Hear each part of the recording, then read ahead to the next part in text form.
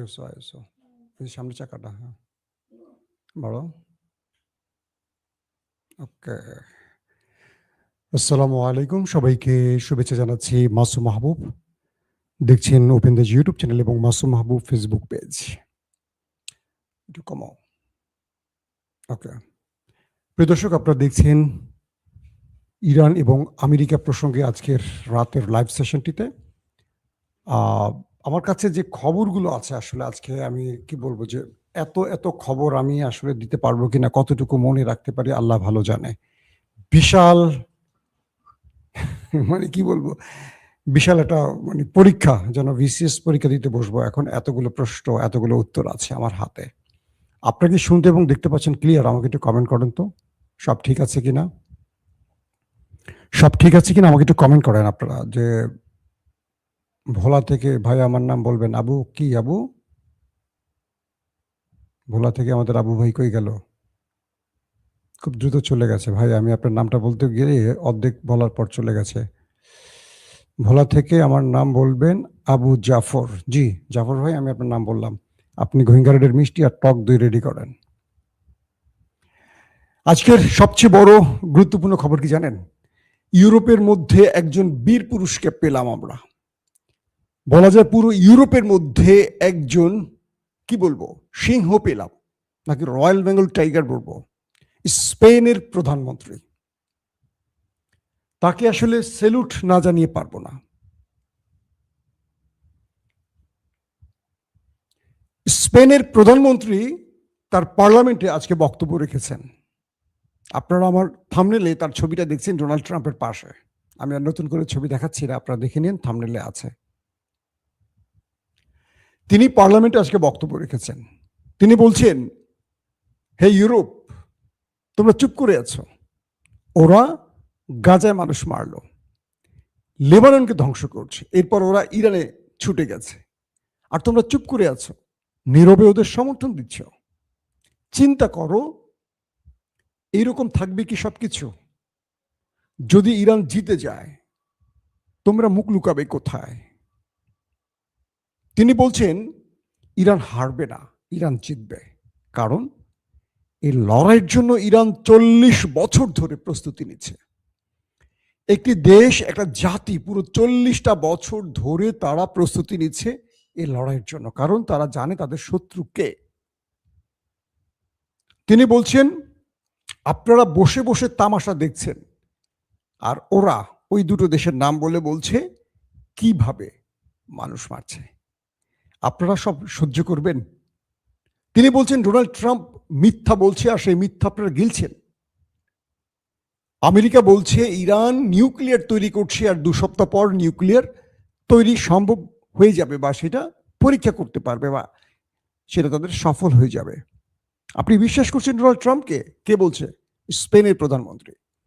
তিনি বলছেন আমেরিকার টপ জেনারেলরা, আমেরিকার ইন্টেলিজেন্স প্রধানরা বলছে ইরান নিউক্লিয়ার তৈরি করছে না। আর ডোনাল্ড ট্রাম্প নেতা সাহেবের ভাষায় বলছে যে আর 2 সপ্তাহ পর তারা নিউক্লিয়ার তৈরি করে ফেলবে, আর সেই অভিযোগে আক্রমণ করছে।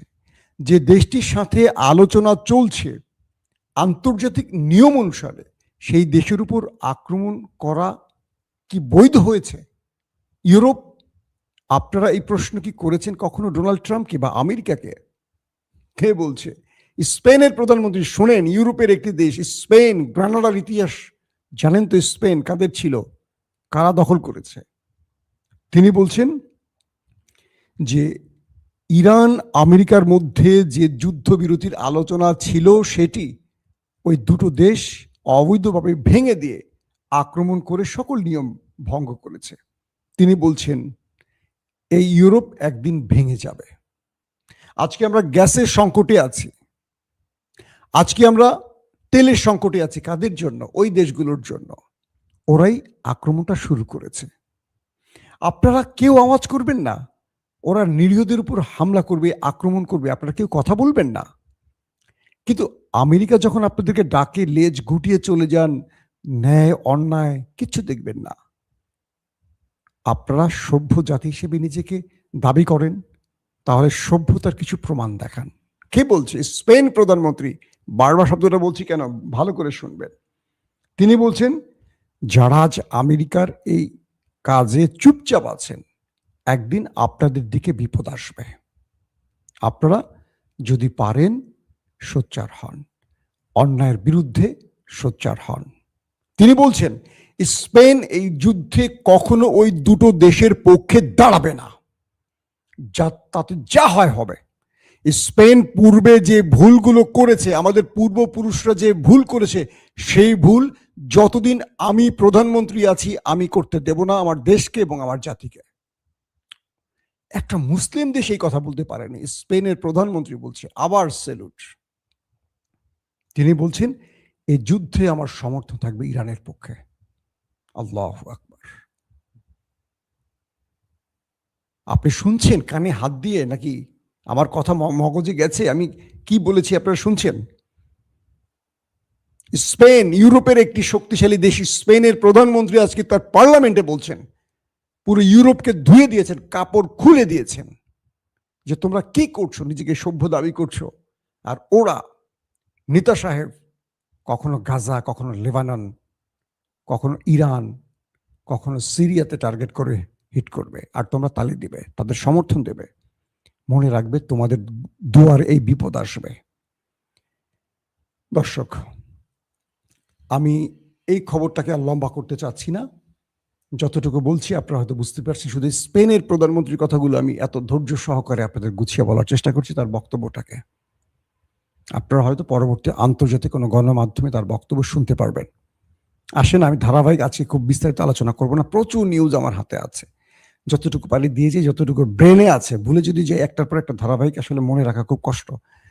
তো টেলিভিশনের যারা সংবাদ পড়ে তারা তো অটো কিউ দেখে, স্ক্রিনে লেখা থাকে, আমাকে তো আপনাদের সামনে মুখস্থ কথা বলতে হয়, তো মাঝে মাঝে ব্রেন এলোমেলো হয়ে যায়।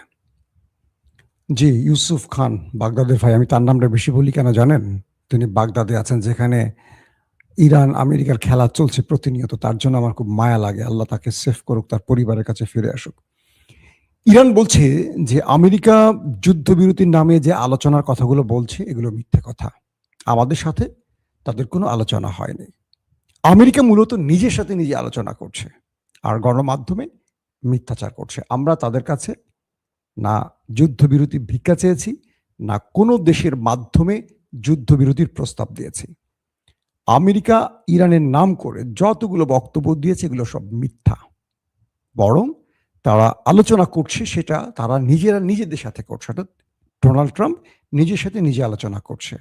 এবং তিনি বলছেন যে আমেরিকার যে ঘাঁটিগুলো আমরা টার্গেট করেছি, সেই ঘাঁটিগুলোর যারা স্থান দিয়েছেন আরব, আমার আরবের কাছে খুব বিনীত একটি প্রশ্ন। ইরান বলছে গালফ কান্ট্রি, আরব রাষ্ট্রকে প্রশ্ন করে যে আপনারা যে আমেরিকাকে ঘাঁটি দিয়েছেন, এই ঘাঁটিগুলো আপনাদের কোন কাজে এসেছে, কোন উপকারে এসছে আমাদেরকে বলেন।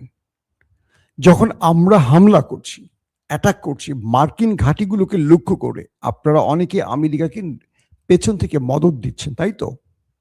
আপনারা ইরানকে শত্রু মনে করছেন আর আমেরিকাকে বন্ধু মনে করছেন, ফাইন, গুড। কিন্তু আমেরিকা কি আপনাদের বাঁচাতে পেরেছে বা বাঁচাতে পারছে? পারছে না। আমেরিকা কি করছে? আপনাদের দেশে থাকা প্রতিরক্ষা ব্যবস্থা তুলে নিয়ে ইসরায়েলকে রক্ষার চেষ্টা করছে। আপনারা কি ভুলে যাচ্ছেন? নাম্বার 2, তিনি বলছেন আমেরিকা আপনাদের উপকারে আসেনি, আমেরিকা ওই দেশটির উপকারের জন্য আপনাদের এখানে ঘাঁটি গেড়েছে, যাতে আপনারা আমেরিকাকে ভয় পান, কখনো সম্মিলিত হয়ে নেতা সাহেবের বাড়িতে টার্গেট না করে বসেন। আপনার ঘরে পাহারা বসাচ্ছে, আপনাদের গতি মানে আপনাদের গতি প্রকৃতি লক্ষ্য করছে তারা, যে আপনারা আরব ইসরায়েল যুদ্ধের মতো আবারও সম্মিলিত হয়ে কখনো সেই দেশে হামলা করেন কিনা। কে বলছে? ইরান, আমেরিকার মানে বন্ধু গালফ কান্ট্রিকে বলছে যে যদি কখনো ওই দেশটি, নেতা সাহেবের কথা বলছেন, ওই দেশটি আপনাদের উপরে হামলা করে, গ্রেটার ইসরায়েল তৈরিতে কোনো বড় পরিকল্পনায় আসে, আমেরিকা যে ঘাঁটিগুলো করেছে আপনাদের দেশে, তারা কি আপনাদের রক্ষা করবে নাকি তারা ওই দেশটির পক্ষে দাঁড়াবে? নিজেকে প্রশ্ন করুন। দুর্দান্ত একটা প্রশ্ন, অসাধারণ প্রশ্ন। যে কখনো যদি নেতা সাহেবের সাথে এই লড়াইটা গালফ কান্ট্রি শুরু হয়ে যায়, আরবের সাথে শুরু হয়ে যায়, আরব ইসরায়েলের মতো, আমেরিকা কার পক্ষে দাঁড়াবে? ইসরায়েলের পক্ষে। তাহলে তাকে ঘাঁটি দিয়ে আপনারা নিজেদের কি উপকারটা করলেন? ইরানের ভয়ে ইরান কখনো আপনাদের উপর হামলা করতে আসবে না। এখন পর্যন্ত ইরান আপনার দেশে মার্কিন ঘাঁটিগুলোকে, মার্কিন স্বার্থ সংশ্লিষ্ট টার্গেটগুলোকে হিট করছে, আপনাদের মারছে না। আপনাদের উপর যারা করছে তারা ওই আমেরিকারই মিত্র, কৌশলে ফলস ফ্ল্যাগ অপারেশন করছে। আরবরা কি এই প্রশ্নের উত্তর কখনো বুঝবে, খুঁজবে, নাকি সারা জীবন ওই মাথাটা ওইখানে বিক্রি করে রাখবে? দর্শক, তারপর নতুন একটি খবর আসছে। আমি আজকে সকালে বলেছিলাম যে পাকিস্তানের প্রধানমন্ত্রী শাহবাজ শরীফ তিনি টুইট করেছেন, যে টুইটটি ইরানের আব্বাস আরাকচি, ডোনাল্ড ট্রাম্প সহ কয়েকজনকে তিনি ট্যাগ করেছিলেন। ডোনাল্ড ট্রাম্প সেটা রিটুইট করেছেন, কিন্তু ইরান পাকিস্তানের প্রধানমন্ত্রীর এই টুইটটিকে পাত্তাই দেয়নি। এখন যে তথ্যটি পাওয়া গেছে, বলা হচ্ছে কিছু মার্কিন গণমাধ্যম এই টুইট মূলত পাকিস্তানের প্রধানমন্ত্রীকে লিখে দিয়েছে আমেরিকা। আমেরিকায় লিখে দিয়ে ট্রাম্পকে, শাহবাজকে বলছে কোনো দালি কমা চেঞ্জ করবে না, যা লিখছে তাই তুমি তোমার ওয়াল থেকে পোস্ট করো। বুঝতে পারছেন? মুসলিম দেশ পাকিস্তান এখন আমেরিকার ইশারা নাচতেছে। ওই যে শাহবাজ শরীফ অবৈধ পরাজিত শক্তি, যেহেতু সে হারছে, আর আসিম মনির তিনি এক্সটেনশন নিয়েছেন, তিনি তো অবৈধভাবে আছেন, তার কিন্তু চাকরির মেয়াদ অনেক আগে শেষ, সেনাপ্রধান হওয়ার আগে শেষ হয়ে গেছে। তো অবৈধ ব্যক্তিরা সবসময় এইভাবে মোড়লদেরকে অবৈধ সুবিধা দিয়ে টিকে থাকার চেষ্টা করে, যেভাবে শেখ হাসিনা 15.5 বছর টিকে থাকার চেষ্টা করছে আমেরিকা এবং ভারতকে খুশি করে। দর্শক, ইরান বলছে আমেরিকা আমাদের সাথে দুবার প্রতারণা করেছে, দুবার আলোচনার মধ্যেই আমাদের উপর হামলা করেছে। আমরা ট্রাম্পকে আর বিশ্বাস করি না, আমরা আমেরিকার সাথে কোনো আলোচনায় যাব না, সমাধান হবে যুদ্ধে। কারণ ট্রাম্পের সাথে আমরা যতবার আলোচনায় গেছি ততবার তিনি প্রতারণা করেছে, তিনি আলোচনার নাম করে আমাদের উপর আক্রমণ করে বসছেন। সাবেক সিআই প্রধান বলছেন, মার্কিন যুক্তরাষ্ট্রের গোয়েন্দা বাহিনীর সাবেক সিআই, তার প্রধান বলছেন যে আমি ইরানকে বিশ্বাস করি কিন্তু ট্রাম্পকে বিশ্বাস করি না। কে বলছে? আমেরিকার গোয়েন্দা বাহিনী সিআই এর সাবেক প্রধান, যে আমি ইরানকে বিশ্বাস করি কিন্তু আমেরিকাকে নয়। কারণ আমেরিকা না, দুঃখিত, ট্রাম্পকে নয়। কারণ তিনি কি নিজে বলেন আর কি বিশ্বাস করেন তিনি নিজে জানেন না। তার বক্তব্যের জন্য আমেরিকা লজ্জা পাচ্ছে, কারণ তিনি সকালে একটা, দুপুরে একটা, রাতে একটা বলেন, আর তাকে পরিচালিত করছে ভিন্ন একটি দেশ। তারা আয়তনে ছোট হলেও ট্রাম্পকে তারা পুরোপুরি কন্ট্রোল করছেন। কেন তিনি তার ইশারায় চলছেন, এটা রহস্যজনক। কে বলছে? সাবেক সিআই প্রধান। তিনি ইরানকে বিশ্বাস করেন, ট্রাম্পকে নয়। দর্শক, আমেরিকার এখন মূল টার্গেট হলো খার্কদ্বীপ দখল করা। তারা স্থল বাহিনী নামাবে খার্কদ্বীপে। বলা হচ্ছে আরবরা খার্কদ্বীপের দখল নিতে চায়, কারণ এখান থেকে ইরান তার 90% তেল এক্সপোর্ট করে। এখন আমেরিকার টার্গেট হলো এইটাকে যে কোনোভাবে তারা দখলে নেবে এবং ইরানকে পঙ্গু করে দেবে। এটা দখলে নিলে ইরান কিন্তু পঙ্গু। 90% তেল রপ্তানি হয় খার্ক আইল্যান্ড থেকে। ইরান বলছে দুটো জিনিস। এক, তুমি যদি আমার খার্কদ্বীপ দখল করো আমার আপত্তি নাই, টিকে থাকতে পারবে? তোমাকে যদি আফগানের মতো জায়গায় 20 বছর থাকার পর পালাতে হয়, তুমি ইরানের খার্কদ্বীপে থাকবা? তোমার সেনারা থাকবে তো এখানে, থাকতে পারবে? তার মানে ইরান বোঝাচ্ছে যে প্রতিদিন যে মিসাইলগুলো মারবো আমার দ্বীপে, আর পুরো দ্বীপটা তো আমার কন্ট্রোলে, পুরো দ্বীপটার মধ্যে আমার বিভিন্ন জায়গায় মাইন পোতানো আছে। তো তোমার সেনাবাহিনী এখানে নেমে দখল নিল, টিকে থাকতে পারবে? অর্থাৎ দখল নেওয়ার চেয়ে বড় জিনিস হলো টিকে থাকা। আমি দখল করলাম, পরের দিন দৌড়ানি খেয়ে পালালাম, তো লাভ তো নেই। ইরান বলছে টিকে থাকতে পারবে কিনা, যদি পারে তোমার স্থল বাহিনী পাঠাও। আর ইরান আরেকটি ঘোষণা দিয়েছে, তুমি আমার ভূমিতে যদি দখলদারিত্ব চালাও আমি আরবে ঢুকে পড়ব। লা জবাব। ওহো, তুমি আমার ভূমিতে ঢুকবে মার্কিন যুক্তরাষ্ট্র, আমি আরবে ঢুকে পড়ব। তুমি আমার যত হেক্টর বলবো না, একর জমি দখল করবা, আমি তার চেয়ে দ্বিগুণ আরব দখল করব। ইরান কোন খেলায় নেমেছে বুঝছেন? আমেরিকাকে পাগল করে ছাড়বে, পাগল করে ছাড়বে। আহারে আমেরিকা, ট্রাম্প সে কি চিন্তা করছে আর ইরান কি চিন্তা করছে। ইসরায়েল বলছে যে এই যুদ্ধ ইসরায়েল শেষ করবে, ইসরায়েলের সেনারা শেষ করবে। কে বলছে?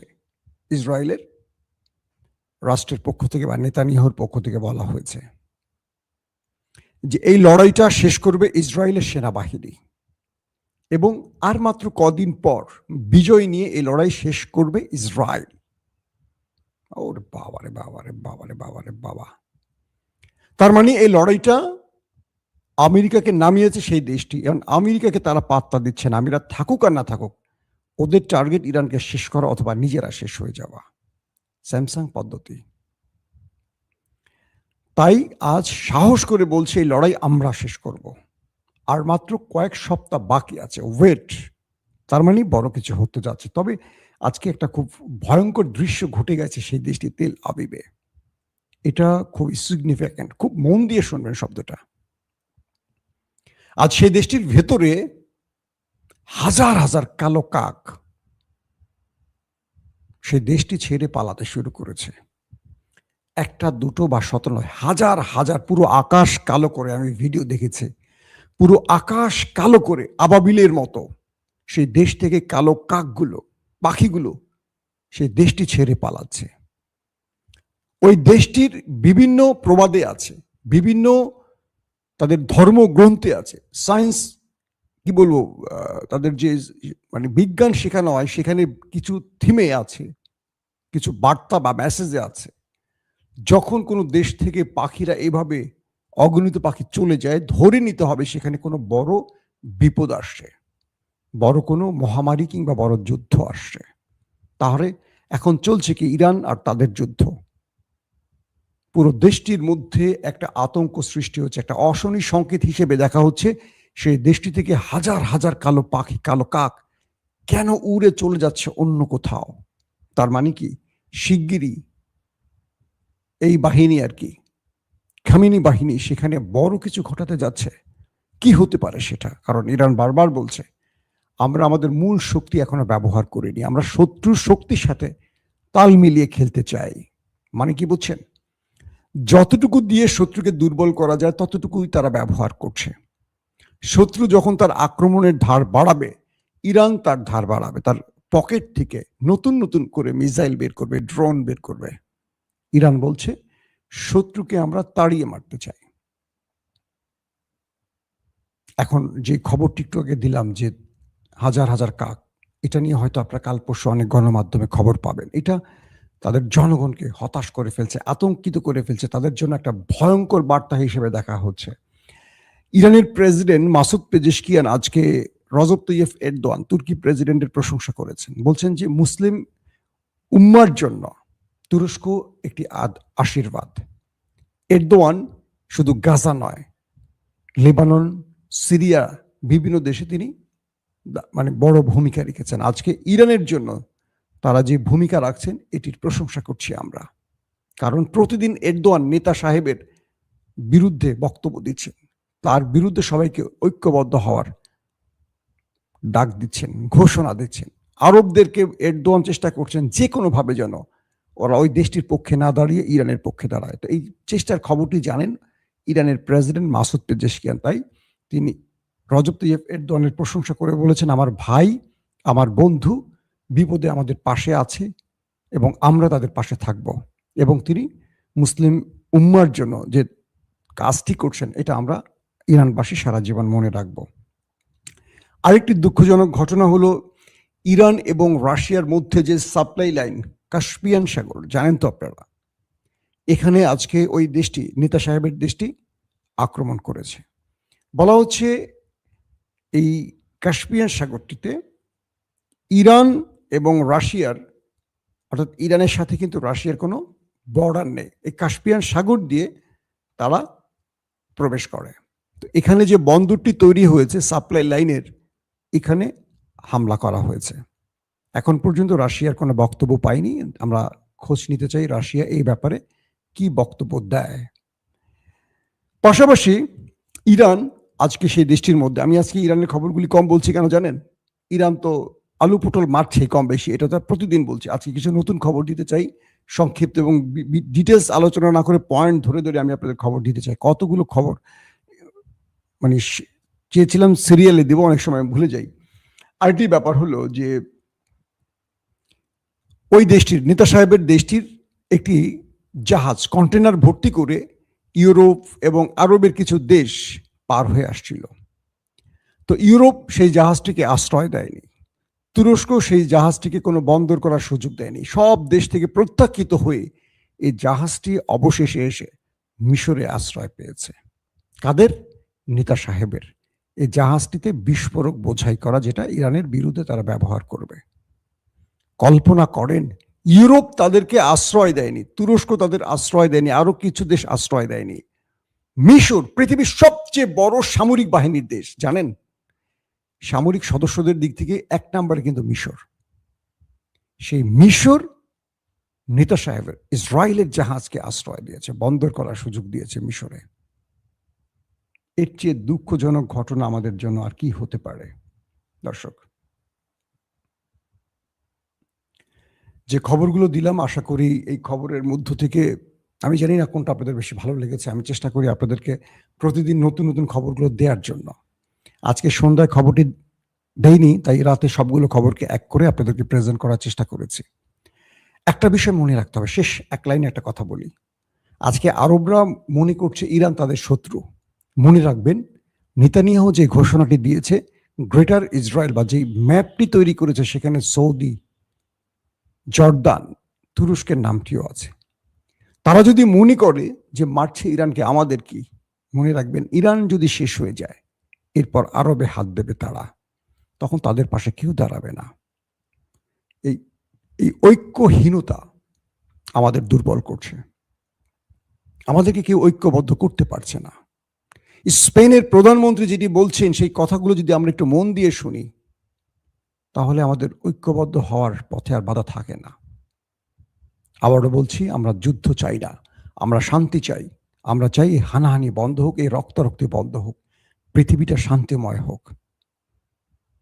দর্শক, যারা ওপেন দাইজ আজকে প্রথম দেখছেন, আমাদের চ্যানেলটি ভালো লাগলে অবশ্যই সাবস্ক্রাইব করে রাখতে পারেন। যারা ফেসবুকে দেখছেন, মাসুম মাহবুব ফেসবুক লাইক ফলো করতে পারেন। এই দুটো নিউজ মাধ্যম ছাড়া ওপেন ভিউ নামে আমাদের আরেকটি বিকল্প ইউটিউব আছে, যেখানে আমরা ভিডিও সহকারে আপনাদের নিউজ দেখাবার চেষ্টা করি। নতুন একটি সাইট, আর বাইরে আমাদের কোনো সাইট নেই, বাকি সব ফেক পেজ। আশা করি ফেক পেজে সংবাদ দেখা বন্ধ করুন। আল্লাহ হাফেজ।